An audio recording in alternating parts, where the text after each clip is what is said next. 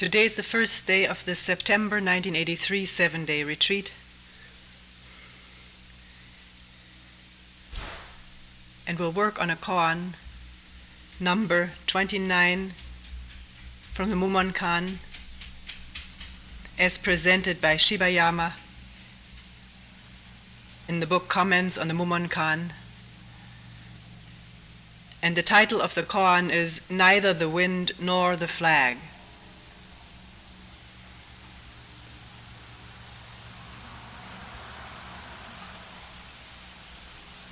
Before starting with this koan, a few words about listening to a talk.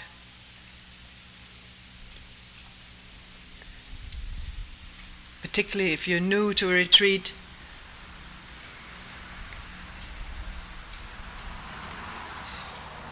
the sitting during a talk is not the same sitting where we request people not to move as during our ordinary rounds. Here, it's quite important that you find a comfortable position, have enough cushions to provide that comfort, or a bench or a chair with a cushion in the back.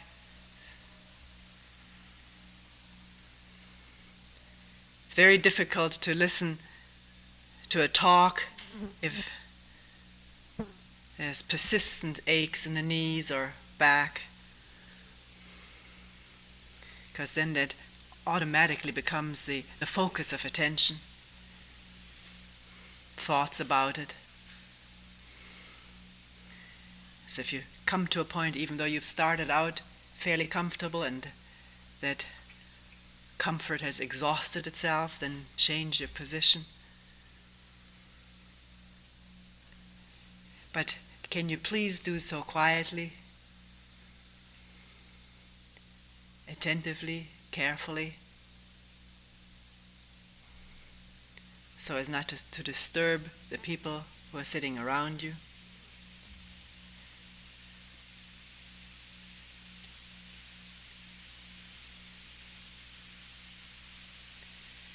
One may have heard this koan before and comments on it, but that's in the past. And the thought, I've heard it already, I know something about it, is not helpful, because it sets up the connection with all that one has already known about it and remembered about it, and it is precisely the disconnecting of that in attention which is helpful in listening. Listening as though for the first time.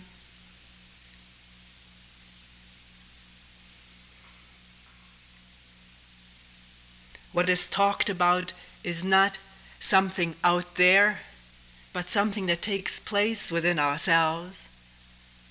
And can it be seen as such, not as something intellectually grasped and discussed? That's the very essence of this koan. Intellectual discussion. Or can one look and see what's going on in oneself?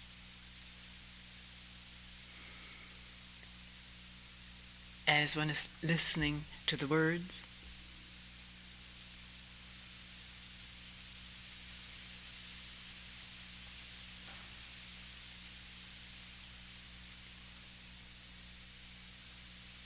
This is how the koan reads.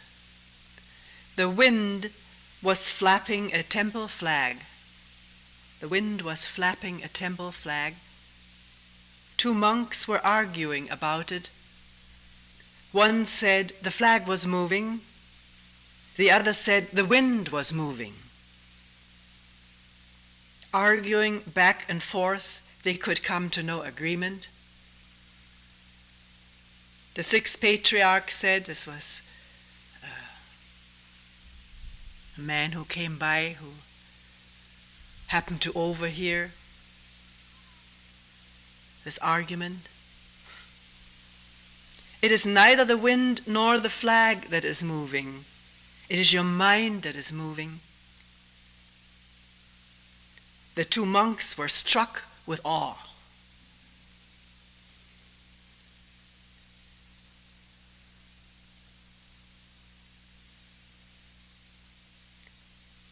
neither the wind nor the flag that it's moving, it is your minds that is moving, or that are moving.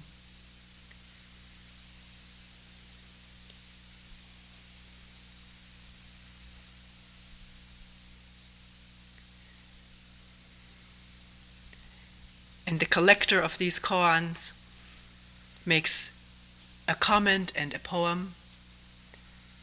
The comment says, it is neither the wind nor the flag nor the mind that is moving. Where do you see the heart of the patriarch, of that man who pointed out something?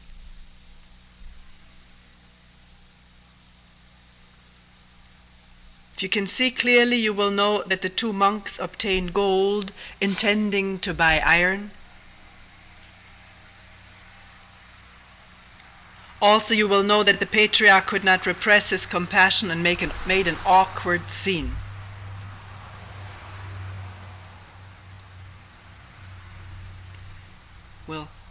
When we come to this, we'll comment, if there's time, on all of this a little bit. The poem says, the wind moves, the flag moves, the mind moves, all of them missed it. Though he knows how to open his mouth, he does not see he was caught by words.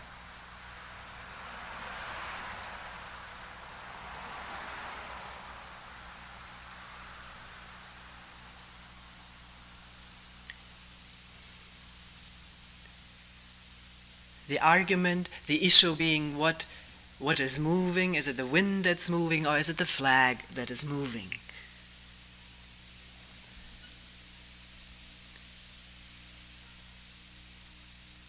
In hearing about this, one may wonder why an issue like this came to an argument and to a disagreement.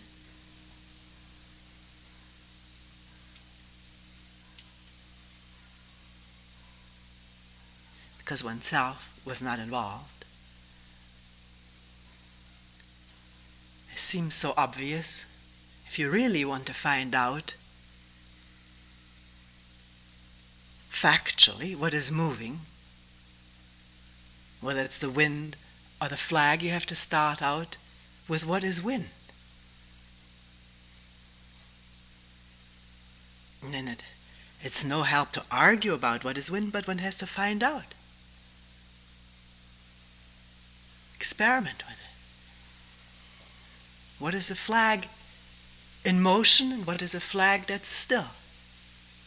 When there's no wind, what happens to a flag?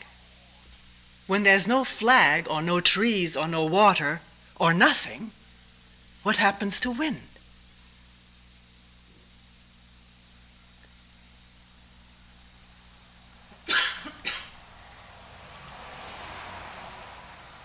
That is what's called a scientific method of investigation.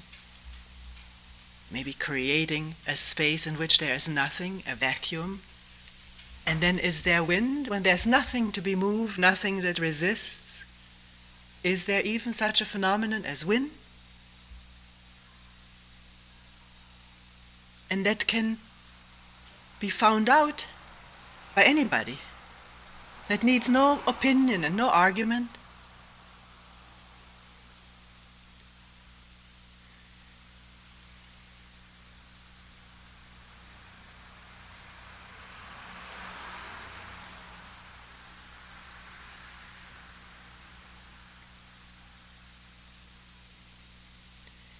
But most of the time, when we argue, we do not want to find out facts, but we want to argue.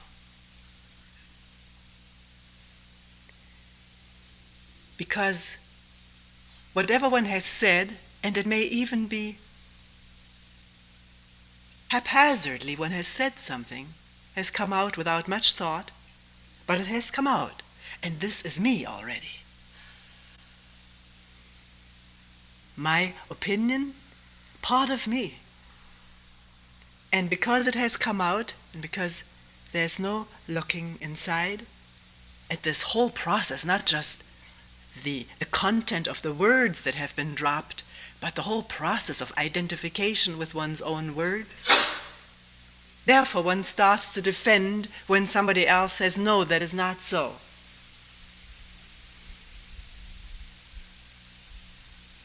And someone else who has heard these words may find his or her identity in countering something that has been said. Not that one has examined what was said, but one must counter. One must offer one's own opinion. It's a habit, it's a compulsion, and it's deeply associated with old, past experiences of losing, of never quite winning, or of always winning and needing to win more.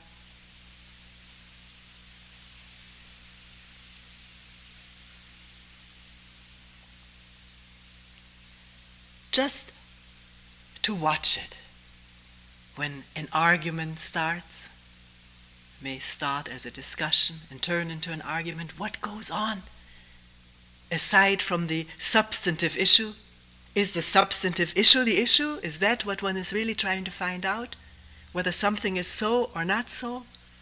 Then the whole approach is different. Then one can work together on this and find out. Go after facts, or find out that one does not know facts and has no way of going after these facts. So it is useless to argue about this.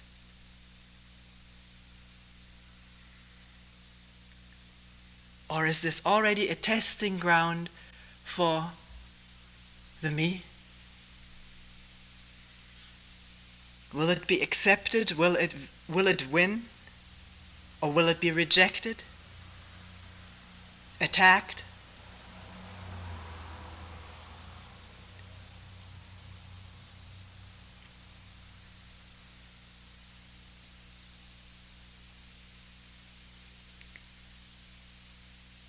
Here in the case of the two monks sitting in front of a temple, the flag, I read in the notes, was hoisted whenever a talk was going to be given. And it was audible.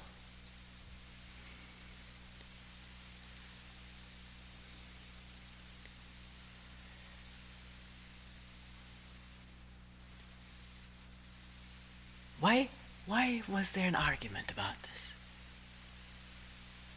Was one of them junior and the other one senior?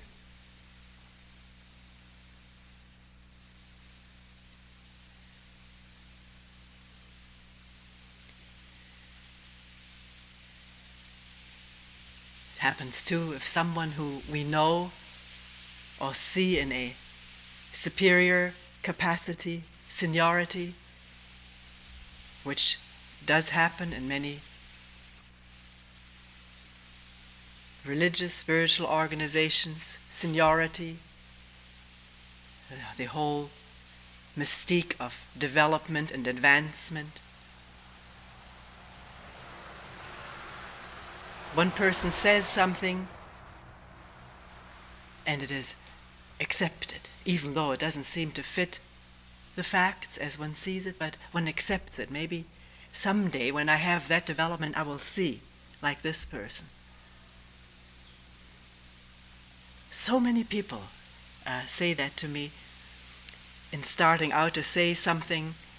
They will say, of course, I'm not very developed and I may not see this, and someday when I am developed maybe I'll see this differently, but right now it strikes me that such and such shouldn't be this way.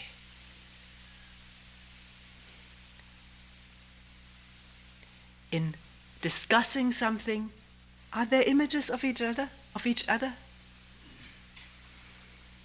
The other person being in a certain position which weighs, and either one wants to fight authority and therefore starts or continues the argument. Again, not the issue being the point to find out whether it's so or so, this way or that way, but I will not accept his or her authority, which he imposes unjustifiably.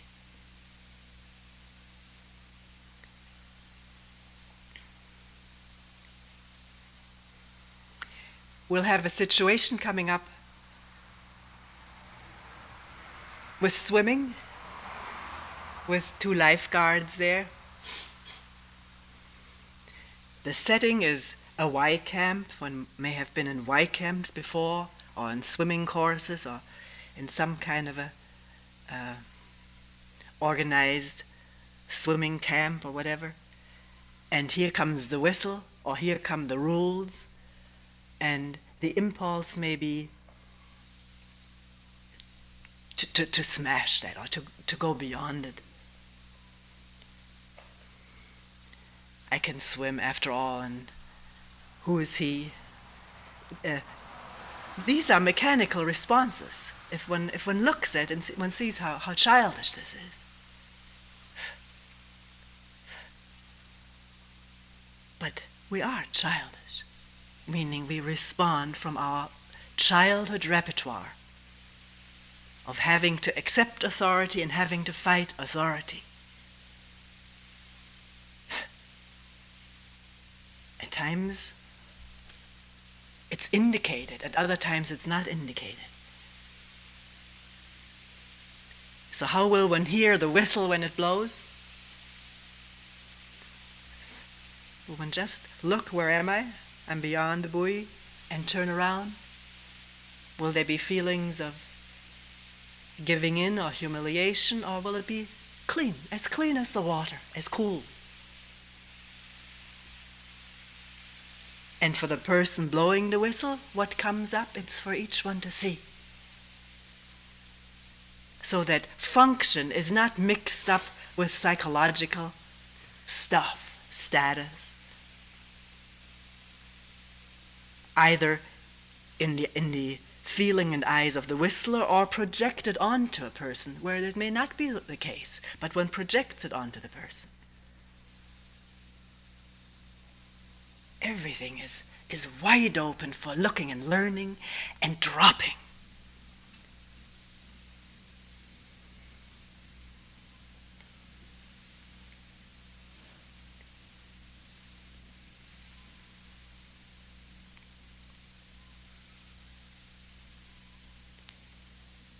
To come back once more to the situation where one sits together, there's maybe nothing specific to get done, to do, and a discussion ensues. How quickly one is with explanations. Somebody mentions something and boom, there's an explanation offered. But hasn't taken time to really listen to the question or the thing that was mentioned, and also listen to this urge, this automatic urge to give an explanation. If it has happened, and somebody else will offer another explanation, and an argument may ensue, as we have described before. But just to focus on the urge to give explanations.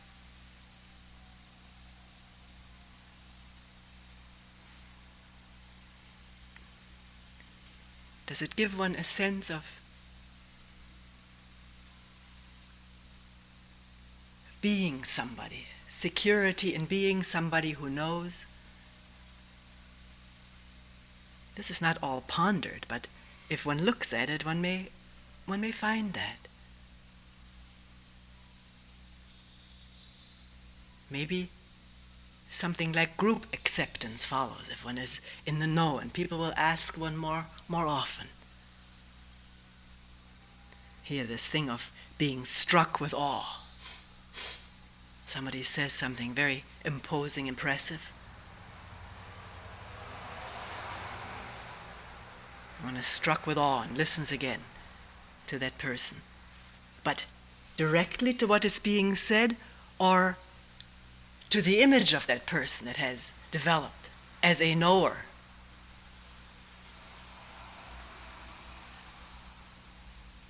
So in discussing things, can each one of us listen to this habitual response of giving explanations so quickly before really looking? before really listening? And also our response to a person who gives an explanation?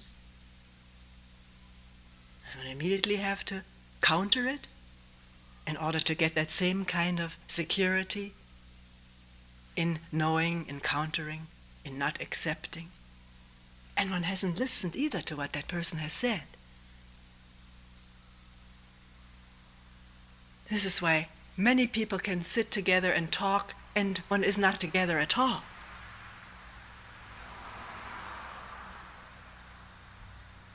Because one is neither listening to the others nor to oneself, only to words and to these unwritten rules of the game that is going on.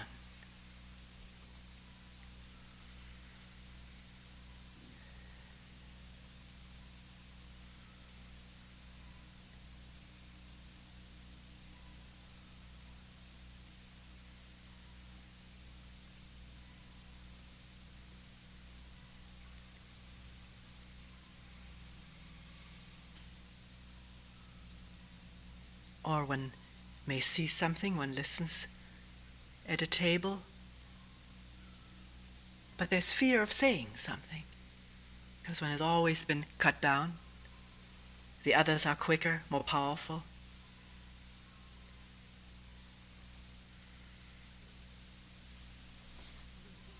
Can one see that fear?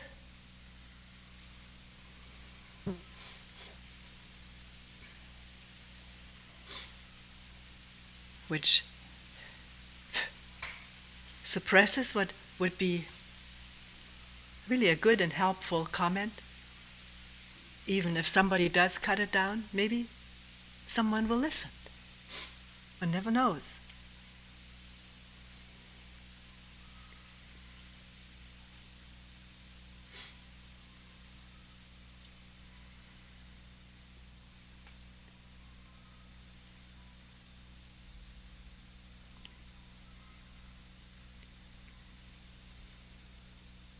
One person recently told me,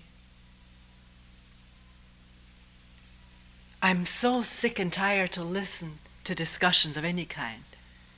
At work, even professional discussions, and then coming home and hearing people discussing things. I just don't want to have any part of it. It's too upsetting, too draining. Why?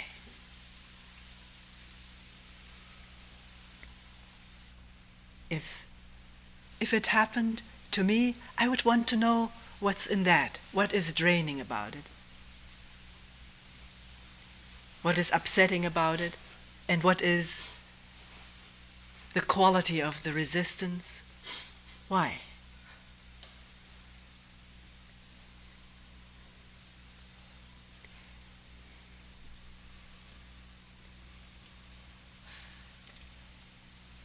Is it what we just mentioned a while ago, that one would really like to join in but knows it ends up in a hassle because oneself is involved in the hassle? Oneself wants to be heard and wants to dominate and can't. There are too many others.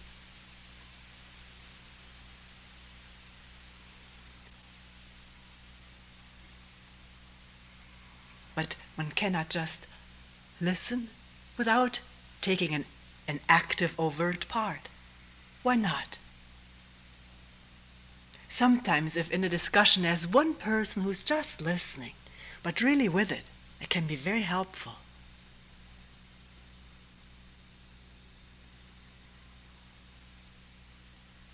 Really listening, really with it, and yet no opinion offered.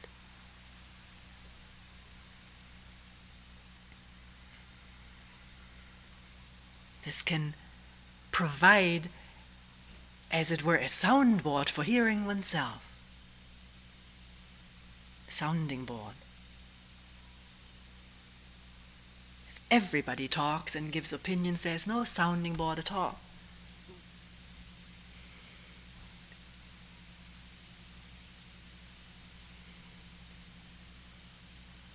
And this other situation that was mentioned of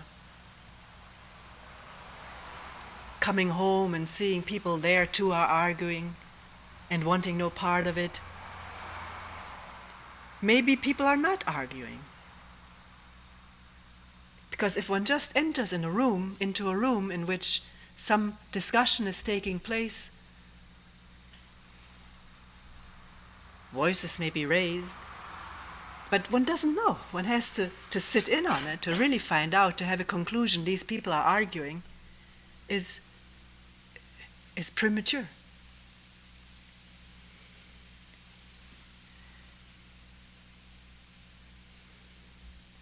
Can one be aware how much one projects onto other people? What one has not found out is so or is not so.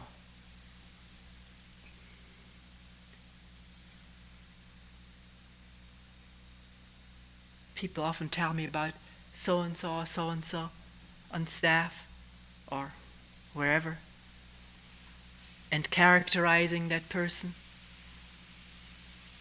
But has one really listened and observed not just one instance, but carefully over many different situations?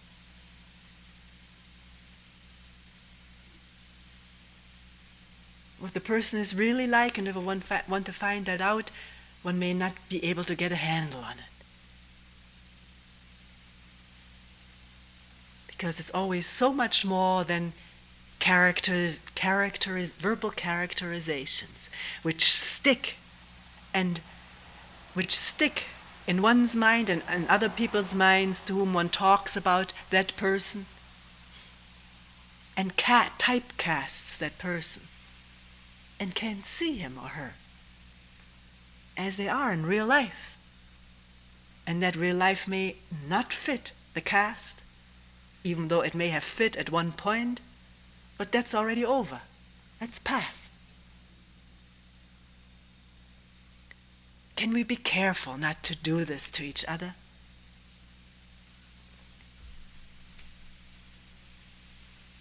For our own sake and for the sake of everyone else. Then there is fluidity and flexibility and the possibility of affectionate listening among each other.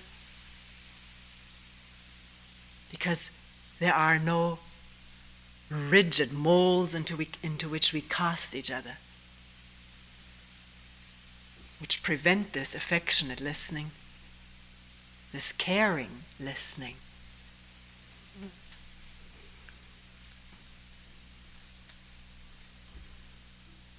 Of course, to typecast other people again gives one a feeling, albeit transient, transitory, of superiority. That's very often why one does it.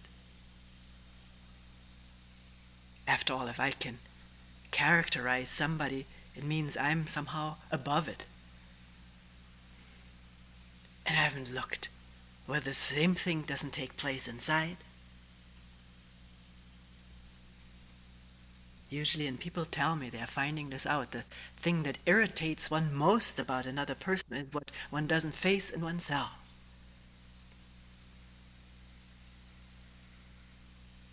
And if this starts taking place, this facing of this, what irritates one in other people, then one isn't so irritated at other people anymore. When one meets a friend, a blood brother or sister, who's the same way as oneself, the same problems.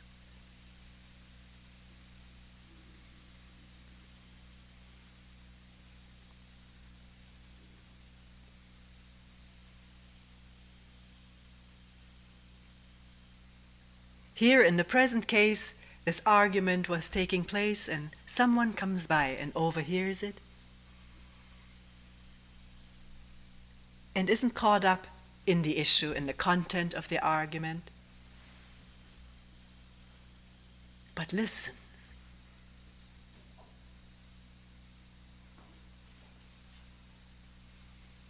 And then this comment comes out, what is moving is the mind.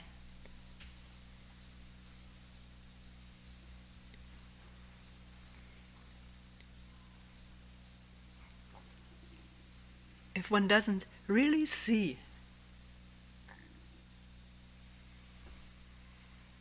what is talked about here, the moving of the mind, the moving of thoughts, of opinions, of defense and attack, of wanting to win, hating to lose, which is all a movement of thought and memory and past experiences. If that isn't seen directly within oneself at such a moment, one may think, what a clever remark. He tops both of us.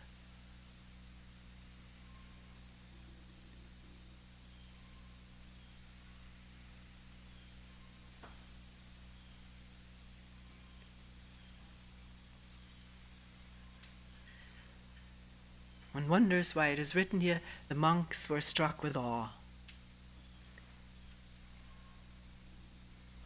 Was there this going on that one thought one has found one's match in cleverness?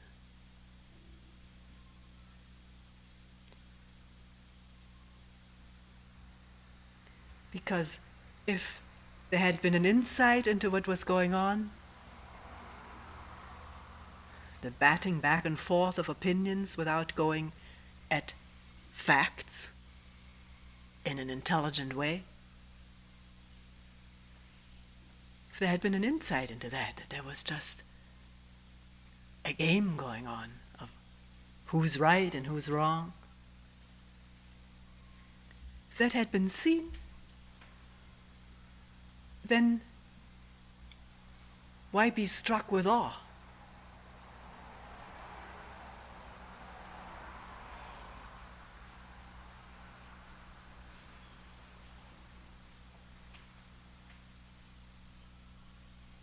Words that are said are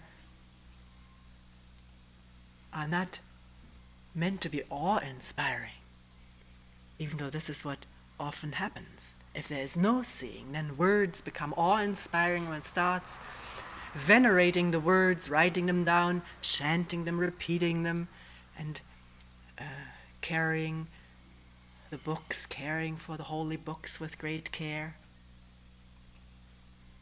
but not reading this great book of oneself.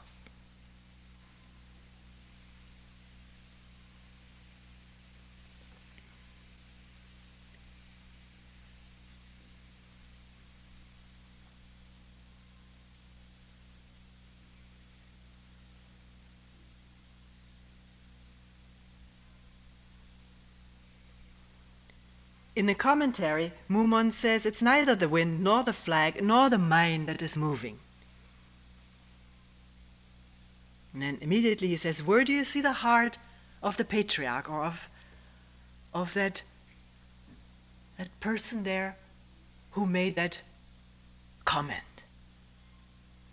Which is a similar question to where did that comment come from?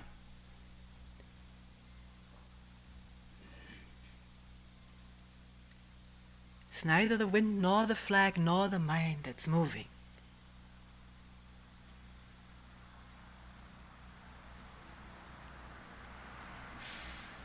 To say that a flag is moving, or that the trees are moving, that the lake is moving, that is a description, isn't it? A description in words. And there's thinking involved, and comparison to when the tree was still, when the flag hung limply, or the lake was clear and unruffled.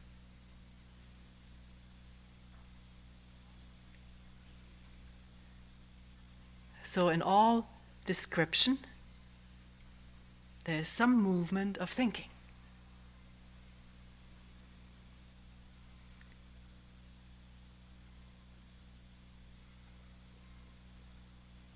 But in listening to the lake, we're still using words because the lake is not the word. Or that, listen. If you say that car is moving, you're thinking. You're thinking of a car, you're thinking of moving from one side of the house toward the other, and then you think of Canandaigua, you know that's the next city, and the car is moving. That's all the movement of thinking. But at the instant of if there's just listening and openness, not searching for words or clinging to words or explanations or descriptions, then what is moving?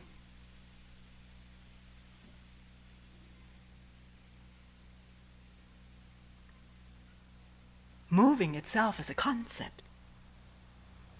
Listen.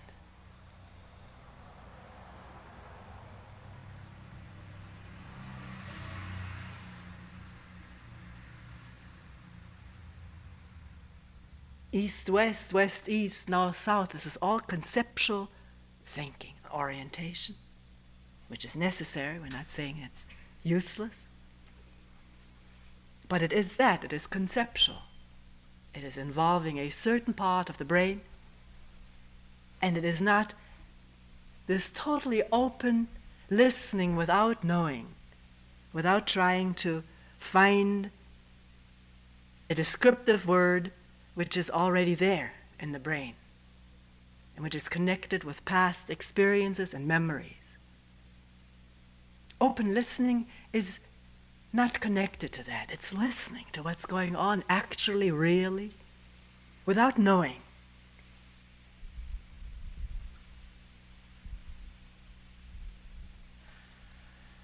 And it was out of that state of mind that these words came. Neither the wind nor the flag nor the mind is moving.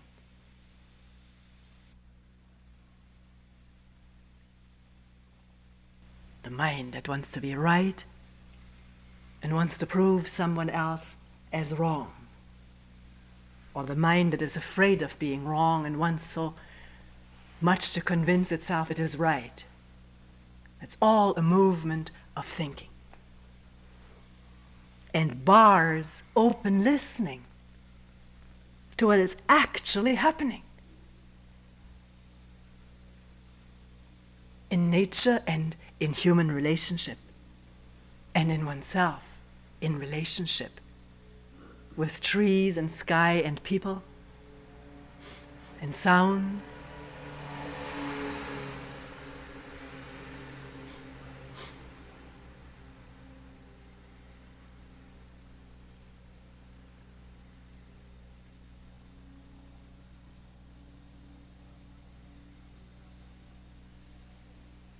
The commentary goes on and says, if you can see clearly, you will know the two monks obtained gold, intending to buy iron.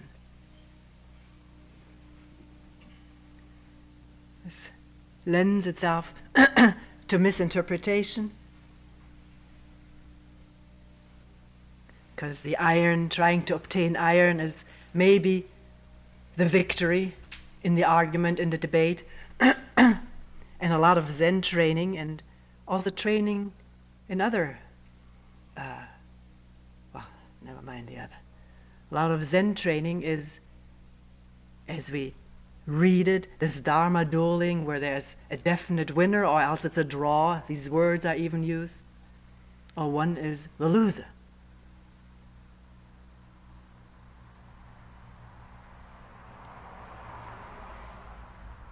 But that's a very superficial way of looking at it, although it is probably being practiced that way a lot.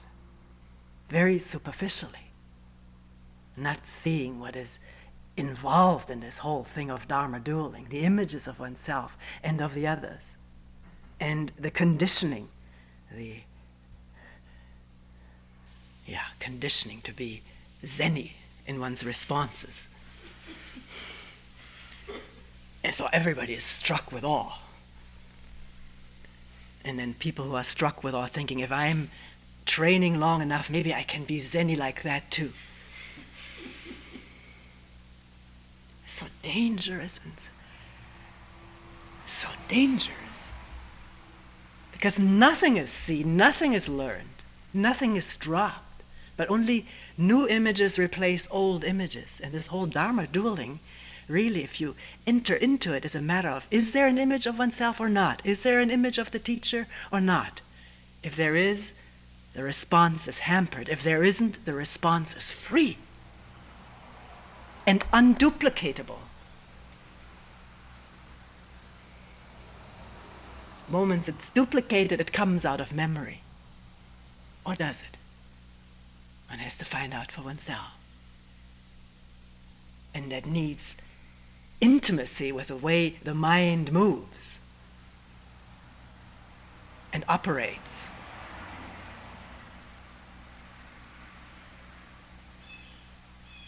Which is not psychoanalytical or psychological analysis and knowledge, but seeing on the spot as something happens.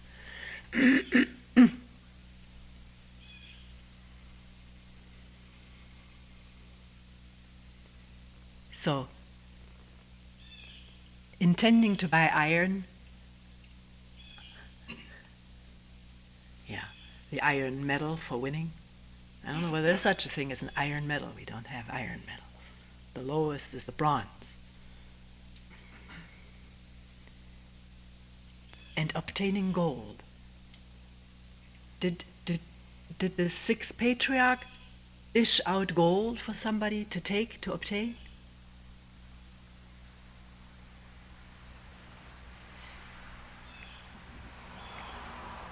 Did they obtain it? Did they obtain anything? They obtained awe. It happened. They were struck with awe. Which is also a movement of past conditioning. To look up to somebody who seems to have something, one doesn't quite understand what, but there must be something to be so clever, to give such a brilliant response.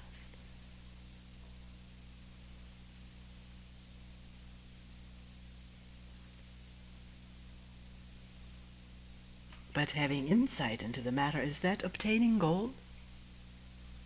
Is that obtaining anything?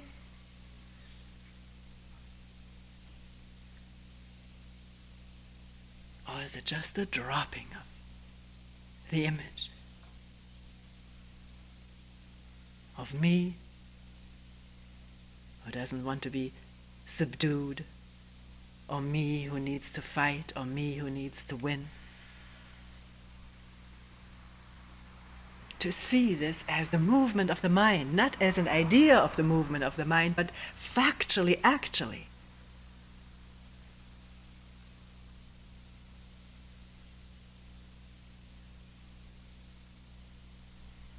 Which is not easy, because the mind that wants to be able to have insight is moving, is on the move, toward a goal. The goal of enlightenment, or liberation, whatever the word may be.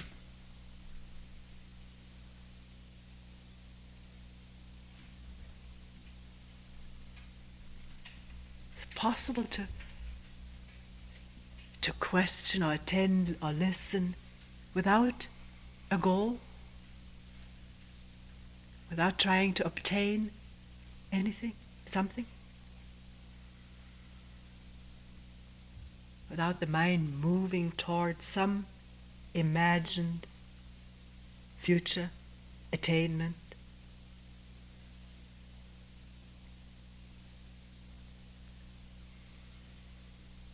Just listening, not knowing, and therefore no future and no past.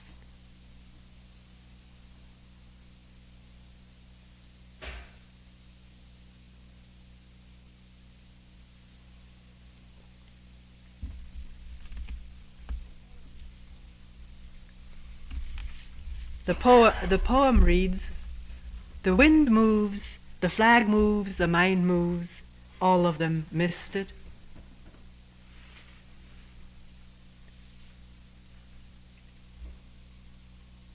Though he knows how to open his mouth, he does not see he was caught by words. It's for us to see if we're caught by words or not. Can one talk about the wind moving in the trees, or whipping up the lake into foamy waves, and not be caught up in the words?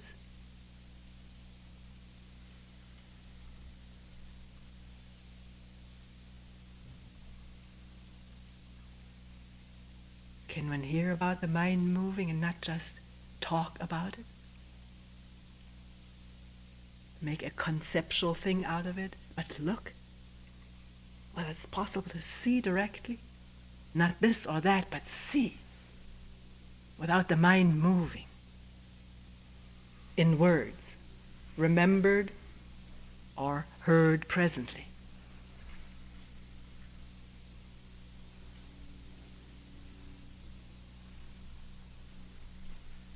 It's so easy to deceive oneself. It's so easy to mouth words that do not come at that instant out of seeing, and then the word does not quite fit. It never quite fits.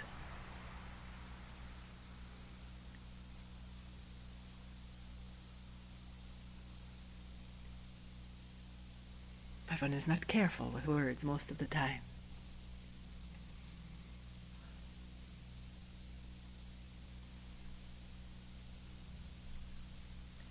And therefore misses it.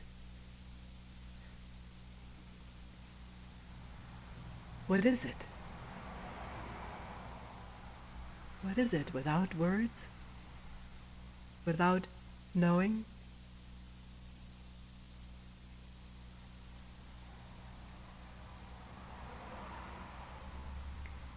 Facing inner turmoil or agitation or fear, anxiety that comes up when one does not hold on to old handles, but just listens to the breathing, attending, questioning who.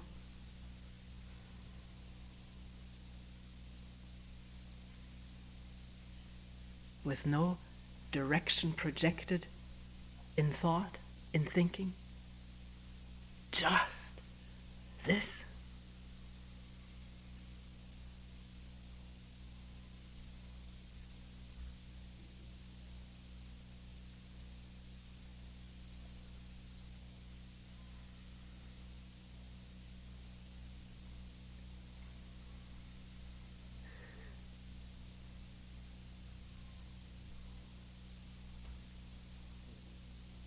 We will end here for today.